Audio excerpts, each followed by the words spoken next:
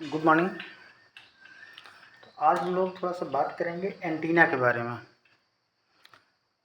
तो एंटीना तो आप सभी लोग लगभग देखे ही होंगे कि एंटीना क्या है। आज हम थोड़ा इसका ब्रीफ में थोड़ा सा जानेंगे कि इसका बेसिकली वर्क का किस तरह से वर्किंग प्रिंसिपल क्या है इसका, क्यों जो है ये रिसीव करता है, क्यों ट्रांसमिट करता है।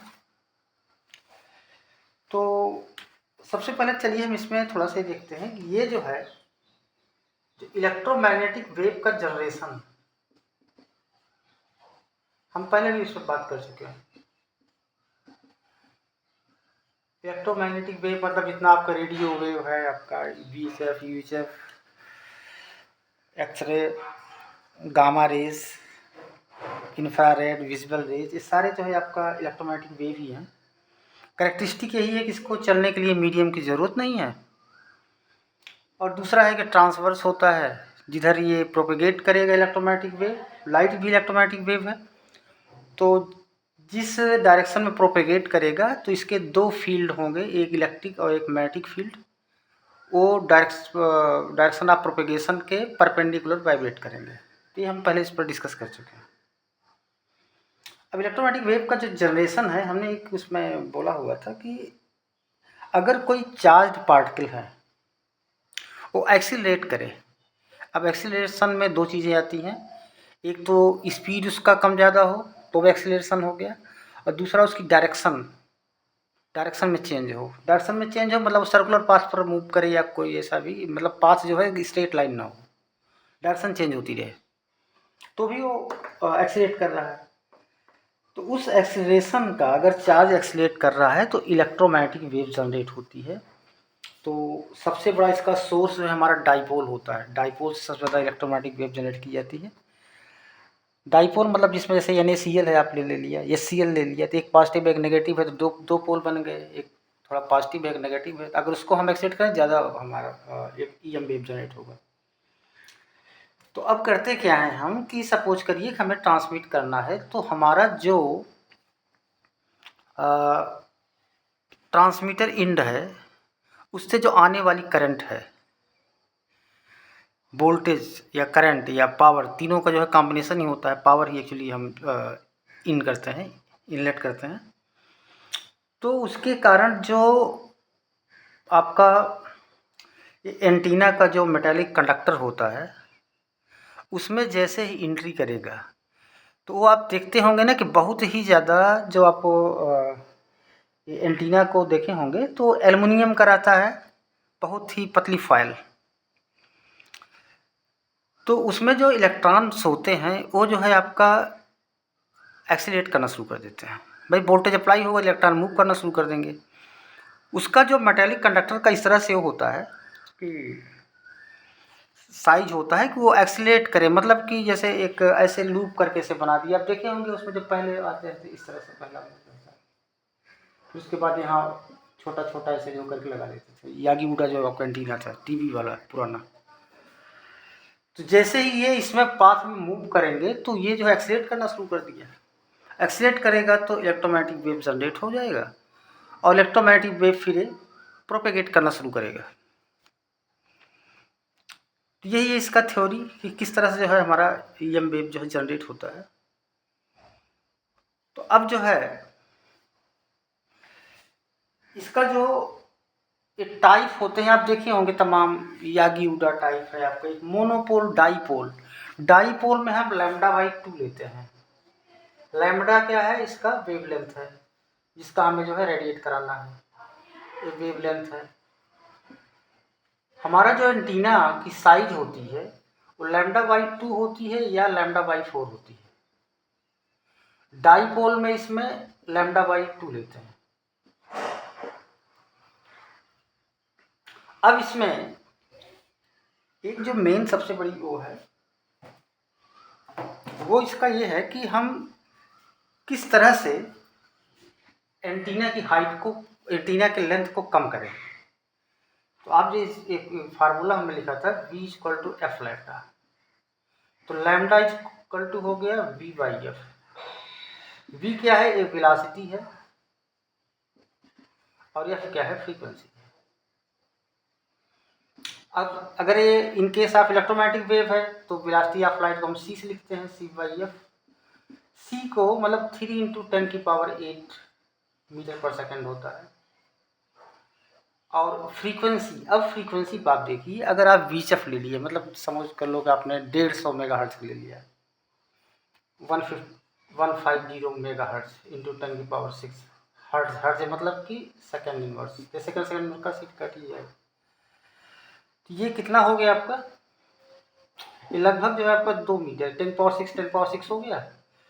ये 10⁻²⁵ बचा यहाँ पे, तो 300/150 मतलब 2 मीटर की लेंथ है आसपास। अब इसमें हम ये देख रहे हैं कि जैसे जैसे हम इसकी जो है लेंथ, ये फ्रीक्वेंसी को बढ़ाते जाएंगे तो लेंथ जो है वैल्यू कम होती जाएगी। इसीलिए जो हाई फ्रीक्वेंसी का जो हमारा रेडिएशन होता है वो हमारे लिए ज़्यादा अच्छा होता है, क्योंकि उसमें एंटीना का जो लेंथ है कम से कम हो जाता है। अब इसको अगर आप 450 ले लीजिए तो 3/450 ले लीजिए, तो 300 हो गया मीटर पर सेकेंड। तो वेलोसिटी ऑफ लाइट हो गया अपॉन 450 मेगाहर्ट्ज, मतलब 10⁶, 10⁸ है। ये कट जाएगा, 10⁻² बचेगा। 3 × 10⁸ होता है।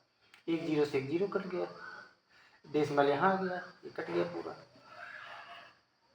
तो 1/1.5 मतलब ये आधा मीटर से भी कम। यहाँ जीरो कर देंगे, 5 × 10, 5 × 15 मतलब 0.66 मीटर हो गया। ये तो लैम्डा है। अब अगर हम लैम्डा की λ/4 ले लें, क्वार्टरनी वाले बताए हुए थे कि आपका जो है जैसे इस तरह से कोई एक सिग्नल चल रहा है, तो हमें इतना ही अगर मैं पोर्शन ले लूँ तो हमें अप्रॉक्सीमेशन निकाल सकते हैं इधर कितना होगा। इसलिए λ/4 जो है अगर इसके आसपास आप ले लेते तो भी आपका वेव का हम बारे में थोड़ा हाइपोथेसिस कर सकते हैं कि किस तरह से वेव बनी होगी। तो λ/4 आप लेंगे तो ये 6.6/4 0.66 अपॉन 4 मतलब 66 सेंटीमीटर/4। 4 के 4 हो गया, 2 बचा, 4 से 24, 7 ले लीजिए, 7 सेंटीमीटर का। तो इसका कैलकुलेशन हो गया है, इस तरह से आता है। तो अब एक तो हमारा अभी हो गया कि हम किस तरह से कैलकुलेट करेंगे। तो ये चूँकि हमारा जो ये एंटीना की जो साइज होती है प्रोपोर्शनल टू होती है वेवलेंथ के, लैम्डा के। और लैम्डा इक्वल टू होता है एंटी प्रोपोर्शनल टू फ्रीक्वेंसी। तो फ्रीक्वेंसी जैसे जैसे बढ़ाएंगे वैसे वैसे हमारा जो है लैम्डा की लेंथ कम हो जाएगी। इसीलिए VHF में ज़्यादा बड़े एंटीना लगते हैं और UHF में छोटे हो जाते हैं, क्योंकि इसकी फ्रीक्वेंसी ज़्यादा होती है।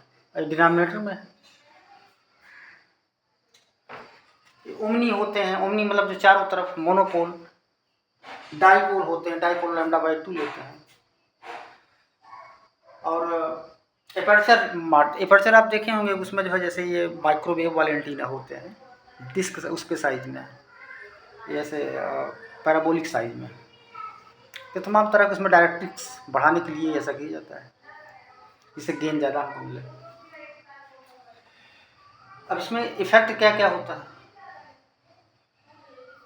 एक तो एंटीना गेन, मतलब हमारा जो हम चाहते क्या हैं कि अगर हमें दूर तक अगर बहुत अच्छा अगर वो चाहिए ट्रांसमिशन और रिसेप्शन, तो एंटीना गेन अच्छा होना चाहिए। ट्रांसमिट पावर जितनी ज़्यादा होगी उतना दूर तक जाएगा, नहीं तो आप रिपीटर लगा दो। एंटीना की हाइट, अगर एंटीना अगर हाइट बढ़ा सकते हो इससे भी ज़्यादा दूर तक जाएगा। फ्रीक्वेंसी बैंड, आप ज़्यादा फ्रीक्वेंसी बैंड सेट करो। आस्टकेल, अगर आस्टकेल है, टेरेन है, आस्टकेल मतलब जैसे बीच में मान लीजिए कोई बिल्डिंग पड़ गई, पेड़ पड़ गया, जिससे थोड़ा सा वो डाउन हो जाता है। VSWR आप मैं बताया ही था, VSWR का क्या है, wave standing voltage standing wave ratio. तो जो आपका स्टैंडिंग वेव मतलब कि जो रिफ्लेक्ट होके जाती है वो कम से कम होना चाहिए, इम्पीडेंस मैचिंग सही होनी चाहिए। तो ये हमारे ख्याल से एंटीना के बारे में हम लोग थोड़ा बहुत तो पढ़ ही लिए कैसे क्या होना है इसका। चलिए ठीक है, और क्या अभी इसमें बताएं। एंटीना हेलिकल, जो आपका वाईफाई में यूज उसमें वॉकी टाकी में यूज करते हैं, हेलिकल रहता है। लगभग 16.7 सेंटीमीटर उसकी लेंथ होती है, वो इसी से निकल आएगा λ/4 से। ये एक्चुअली जो ये है, थोड़ा सा इसके बारे में, एंटीना जो है ट्रांसड्यूसर की तरह बिहेव करता है, और इसका वाइस वर्सा, मतलब जैसे करंट आई, इसको इसने कन्वर्ट कर दिया इलेक्ट्रोमैग्नेटिक वेव में। करंट आई मतलब कि चार्ज एक्सीलरेट किया, तो मैग्नीट्यूड डायरेक्शन दोनों चेंज हो रहा है हमेशा। और अगर यही उल्टा हो, बाहर से अगर आ रहा है, तो उसके अकॉर्डिंग ये करंट में कन्वर्ट कर देगा। तो ये ट्रांसड्यूसर है एक तरह से, मतलब एक एनर्जी दूसरे एनर्जी में कन्वर्ट करता है, बस यही इतना काम है इसका। ठीक है, मिलते हैं कल फिर किसी टॉपिक पर। इसको ख़त्म कर देंगे 2-3 दिन, 2 ही दिन में ज़्यादा ज़्यादा।